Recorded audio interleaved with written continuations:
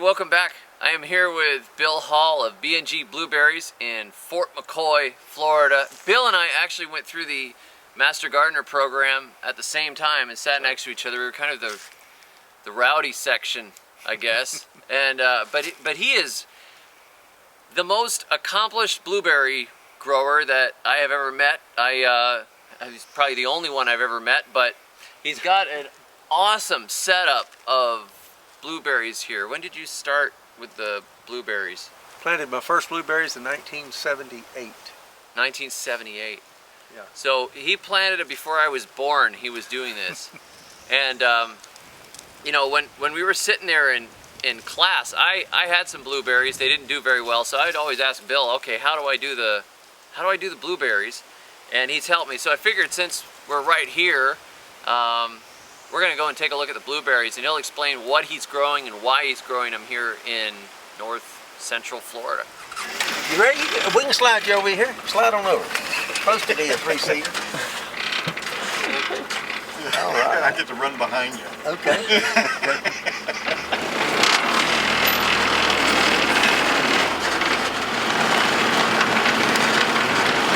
This is all Rabbiteye. Rabbiteye, this is original planting right here.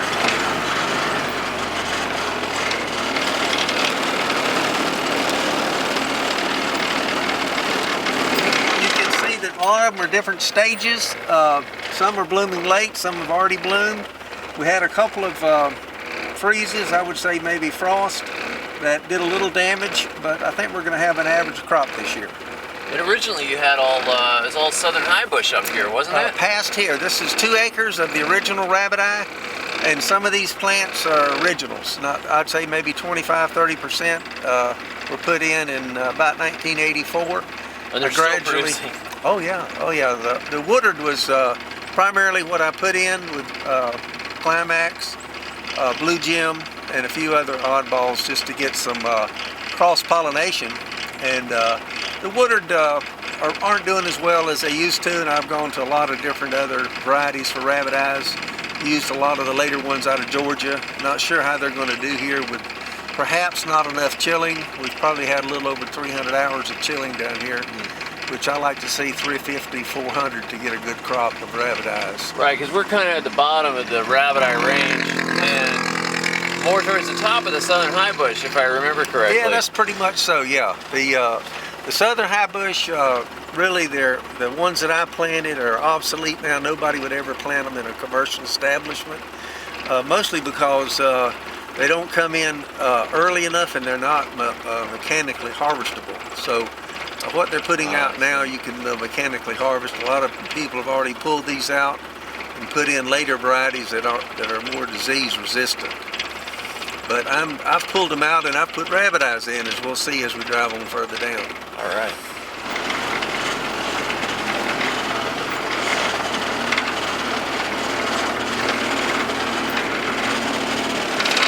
I've got some big gaps in there, and I'm going to probably replant them in Rabbiteye. Before I do that, I'll put a garden strip in there and grow. I like to grow okra, and I'll probably put some okra strips in here, and in the next year or two I'll put some more Rabbiteye out there. You can confuse the pests. You have more stuff going on in here. I know, I've confused everything out here, I think.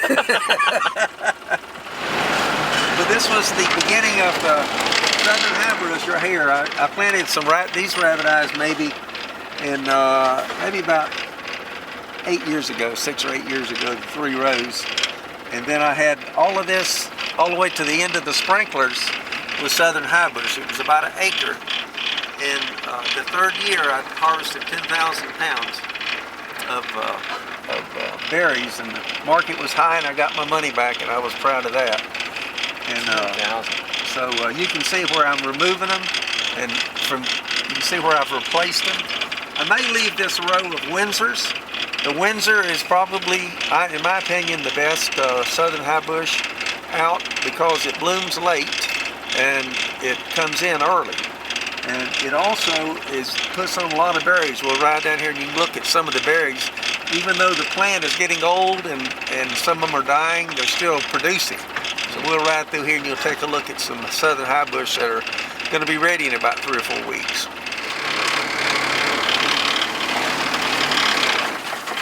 to notice I left an oak tree there. And if you look back in the other patch, the reason I leave the oak tree is for shade, because in June it is so hot out here. The best picked bushes are the ones in the shade.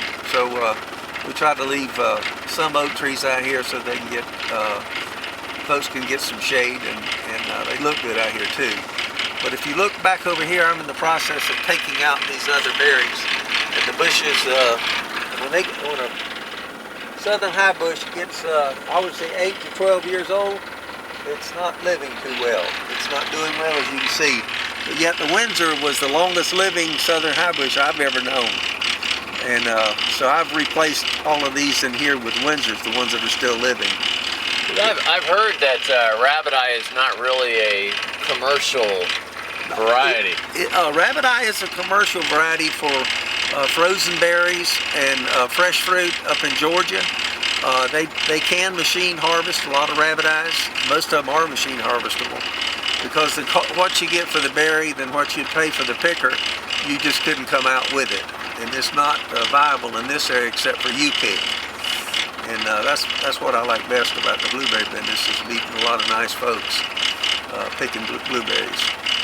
Hey, you've got them producing for decades compared to the southern highbush. That's a serious, you know, that's long term. If somebody put them in their yard, they would have them, you know, blueberries for years, their whole life maybe. Well, the secret to blueberries is they like a soil that's moist, but never too dry or never too wet. So it likes a moist pH of around 5, 5.5. And if you can keep that going on and never let it get bone dry or too wet, the plants will really live. They do well. And but the key is irrigation and some fertilization. Rabbiteyes need very little compared to southern highbush. I was fertilizing southern highbush every 3 weeks when I had the acre, and with the Rabbiteye 3 times a year is plenty. So it works out real well for costs and everything to have the Rabbiteye. Even though the Rabbiteye doesn't produce as much, it's just so much less work. And I'm retired and 70 years old, 71 matter of fact, coming up. So it's the less work I do out here, the better I like it. Let's move on. The Lapahas, I think that's the one. This is some new ones. Oclockney. Those are 2 out of Georgia. That this one is not doing real well, but 2 years ago we had a bad freeze and there were no Rabbiteye blueberries to pick. But these Oclockney out of Georgia, they bloom so late. I found out I had 50 plants out here because that was the only place I had any berries, and so I marked them all. And they bloom after the last frost, it seemed like. And I'm not sure how healthy a plant they're going to be, how long they're going to live, but they're kind of new on the market. Oclockney and a Lapaha. That's a Lapaha there. And they're out of Georgia. That's some of the new ones I'm trying. And so we'll see how they do. But I did get a lot of berries in middle to late July off of these Oclockneys. I have some workers, they're typically in high school, they come out and work a little bit, and I have some grandsons at work. But we'll take and I'll dig this hole a little bigger, mix in pine bark and native dirt, mix it up real good, get it kind of like a soup, and we'll take the blueberry plant and rough up the roots. And I'll prune it back, no berries allowed, take all the berries off, and just kind of screw it into the ground until you get it the right height and hold it. And then put pine needles around it. You notice that I rake a lot of pine needles, and that's probably the success of the farm is the pine needles and some pine bark. You know, the pine bark is very expensive, but I have 65 acres out here, and probably there's 3 acres that we harvest pine needles in. And so the kids like to make the money, and I like to not do the work, so it works out real good. This is my old frost protection system for the highbush that I had out here, and I used it the last freeze we had, and I think it really paid off. I'm seeing a lot more berries in here than the new half acre I put in further back that we'll see in a little bit over by the fruit trees. But I really think you see a lot more berries here. The blooms are still doing good. And the bumblebee is my favorite pollinator. And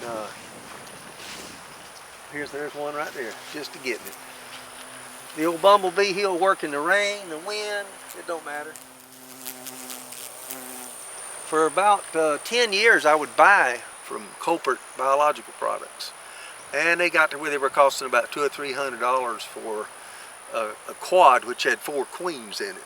And but I would have them out here in January for the Rabbiteye, for the southern Highbush, and of course they'd live on, and I had some of the best pollination ever, and they've lived out in the woods, and so I have a great population of bumblebees now, mostly because of that having to buy them. Because without some kind of bees, you're not going to do much with blueberries.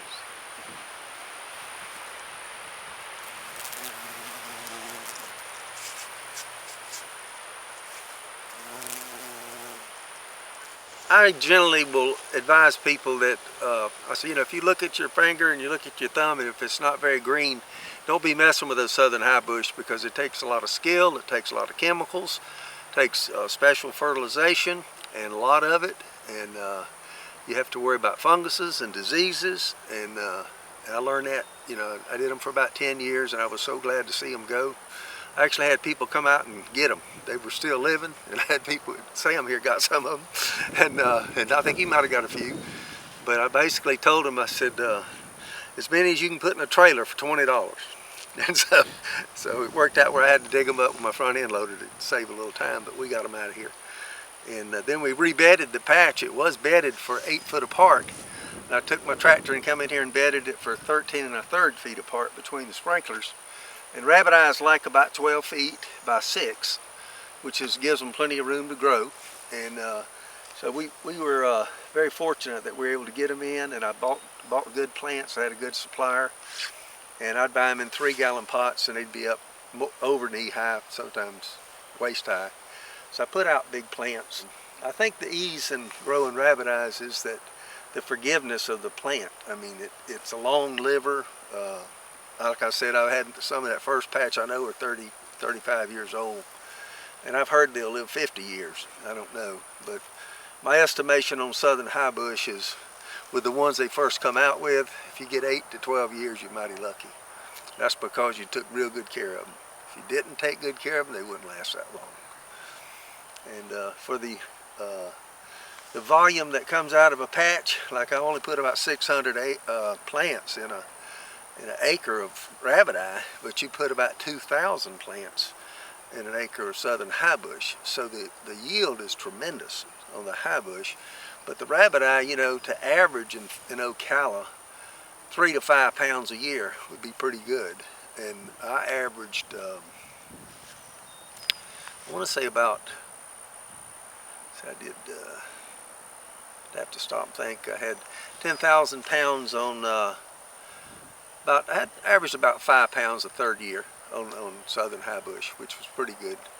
And 10,000 pounds an acre. Now they're getting better than that with the newer varieties. They're better improved, and there's been a lot of progress with southern Highbush. But as far as if you're going to leave them and not take care of them, but you do have a way of keeping them wet, they're very forgiving. What I do on these, when I go to prune them, David, is on the Rabbiteye, you don't do anything but take the oldest wood out. Like on this one, when I get ready, I'd look at this cane and say, well, this cane's kind of weak. I'd get down there and maybe cut it off all the way down here. Because what I want it to do is sprout out and be thicker and bigger. And so if you had 10 canes on a Rabbiteye plant, you'd want to take out 20% of the growth of the canes and take the oldest and tallest out. And if you did that every year, every 5 years, you wouldn't have any wood that's over 5 years old. And so my experience is that after 5 years, they start getting more diseases and funguses. But if you keep cutting it out and getting it out of the patch, letting new stuff come in, the Rabbiteyes will really last and they'll produce. And another reason for don't take it all off, because in a Rabbiteye the next year you won't have any berries if you take it all down. With the southern Highbush, they go in and they top them, and they depend on the new growth for all their berries. So basically they cut them completely down, maybe about 2.5, 3 foot tall. For these, we just selectively prune them. And it's worked for me, and I've learned a lot from a lot of the old timers up in Gainesville. Been to a lot of the blueberry growers meetings back when all they talked about was rabbiteyes. But they don't talk about rabbiteyes anymore. And so it's a dying breed as far as Florida for a commercial crop. It never really worked out. It was Gainesville North, really, Ocala North, you know, for rabbiteyes. But for a home blueberries, you can't beat them. How long do you have to wait before you get a decent yield on a rabbiteye plant? I would say, like I said, when you plant them, they're not going to be big. You want to have mostly growth the first 2 years. Don't worry about getting berries. Then you start slowing down on your fertilization, and your plant gets up a good size, and you hope for a good cold winter and no late frost. I consider a late frost in Ocala to be anything after about March the 15th, because that's when my rabbiteyes are really blooming. And once they get the chilling they need, they're going to start blooming. And this year we had such a warm February, and so they're really early this year. They're going to be early, and early to me would be that I'd get berries in May, mid-May. Generally don't open until June. The month of June is about what it takes. They make a fertilizer that's a camellia azalea fertilizer, and they put blueberry on it. They don't need a whole lot of fertilizer, they just need a little bit more often. I call it a little more often rather than a whole lot at one time, because the roots are very shallow, and they're very, like an azalea, they're very sensitive. So I watch the leaf color, and if I see the leaf color turning a little bit yellow, then I'm gonna, the new growth is gonna tell me that it's lacking nitrogen, or the pH is climbing. And if the pH is climbing, it can't take on the nitrogen. So you do things to lower the pH. And the biggest favor I do these plants is put pine bark and pine needles around them. And as that rots, it lowers the pH. Really not a lot of maintenance. I don't spray the plants with anything. I've considered putting on some nutrients and things like that, but you know, I'm in no big hurry. They can grow as fast or as slow as they want to out here. I'd rather go fishing. Southern Highbush.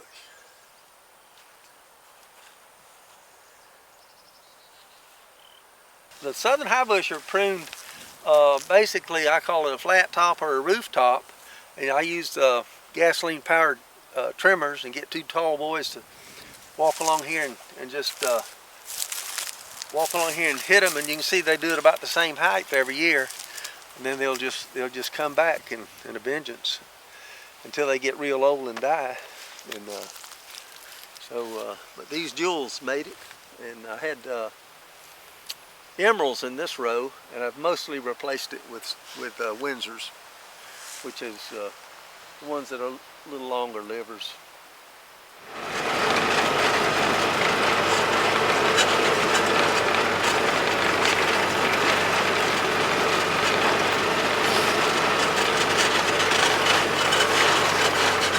Timber harvested about maybe 8 years ago, and I had a guy come in and dig the stumps up out here, and we decided we wanted to expand the patch. So I took the deer fence and moved it from the sprinkler row all the way back here, and it kind of keeps the deer out. They do like blueberries. The north end of it is covered by trees, and I think it helps a little bit. So these have had no frost protection at all.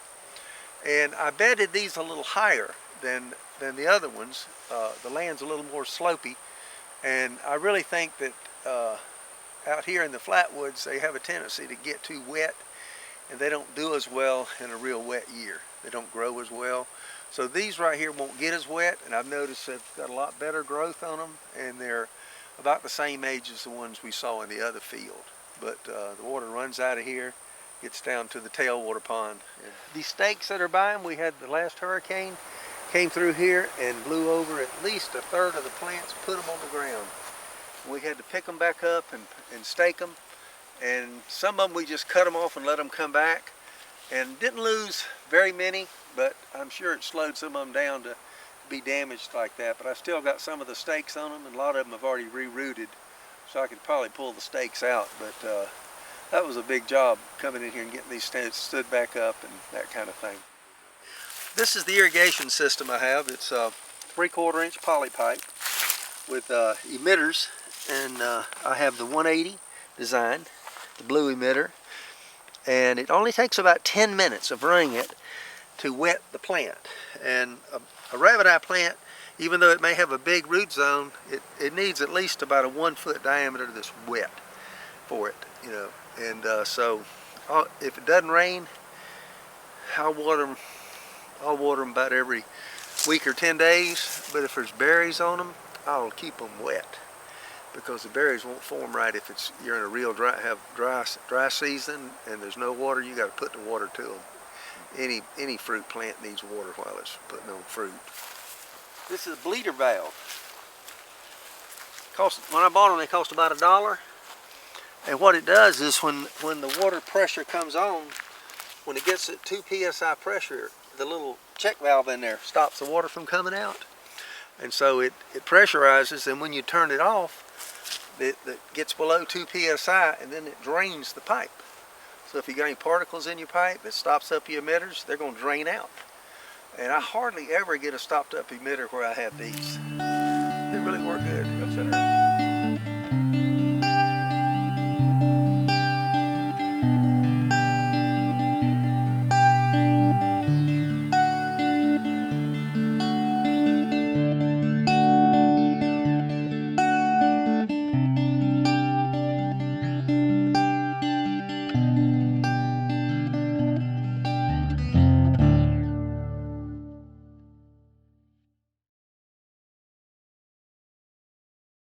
Rabbiteye this time of year.